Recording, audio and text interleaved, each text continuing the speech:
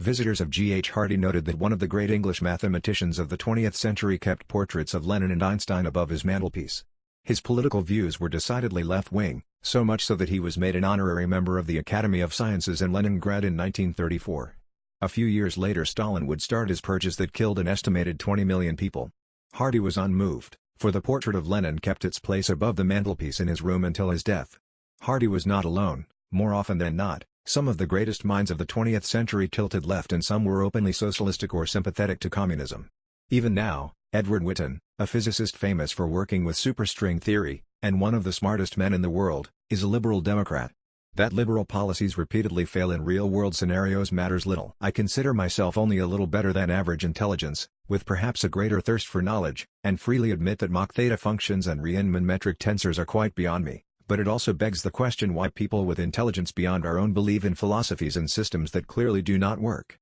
My premise is that pure intelligence matters little in certain situations, and that other characteristics are just as important to be a success in the real world. What makes a man great? George Washington, the father of our country, was a general that actually commanded little respect with some other generals in the Continental Army and diplomats in the Continental Congress, considering he lost more battles than he had won. It is also amusing to imagine our defeatist media in that war.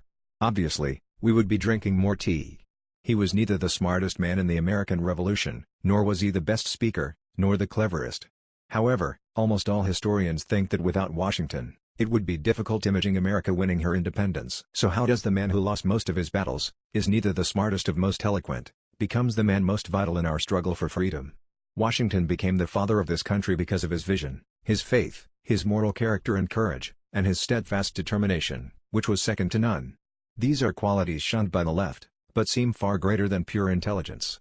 If I had to pick who would be the smartest president of recent times, I have to admit I might pick Carter or Clinton. However, I also think Carter's presidency was also one of the worst in recent times, as he absolutely refused to confront any aggression, and even worse, seemed to have never met a dictator he did not like. I would also freely admit Kerry and Gore are probably smarter than Bush, but again that means little. I do not judge this just on speaking skills, for I think this means little. My two inspirations, Einstein and Tolkien, were both horrific speakers. Tolkien even demeaned himself by stating I speak in shorthand and then smudge it. However, those two remain respectively the greatest physicist and author in the last century. I also think some of the brightest among us have a poor understanding of the nature of humanity and a very naive look at the nature of evil. Perhaps they see the world as it might be, instead of how it really is, as if the world was no better than a mathematical problem to be solved. Communism in some ways is a very good theory as it promises to do away with poverty by eliminating the need for greed.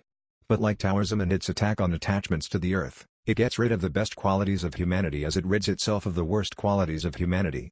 Communists and socialists fail to understand that when people can no longer accumulate wealth, there is little motivation to really work. So in the end there is more poverty, not less. Pacifism also sounds rather dandy. If all of us stop fighting, there is no war. This is absolutely true. This also has absolutely nothing in common with the reality of the real world and the men in it. Trotsky said you may not be interested in war, but war is interested in you. Mao said, political power comes from the barrel of a gun.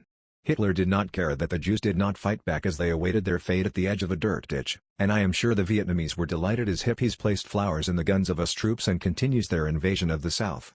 Bin Laden felt no remorse from the example of Cindy Sheehan and Code Pink as he fought to destroy democracy and individual freedom. What the most intelligent among us fail to realize seems obvious to us stupider Homo sapiens, that blind pacifism in the face of naked aggression is little more than national suicide. What is the measure of a man? To me intelligence is just one part of it. Intelligence without determination means little. But also, intelligence without values, without common sense, without a strong moral conviction and courage, and vision can sometimes mean absolutely nothing. So even if one possesses the minds of Ramanujan or Hilbert, it may come to naught in the end. Vision, values, determination and moral courage can make a man of average intelligence greater than a man of higher intelligence. Regardless of the low value liberals place on these characteristics, a man with high intelligence with no moral core could have a profoundly negative impact on the history of a country.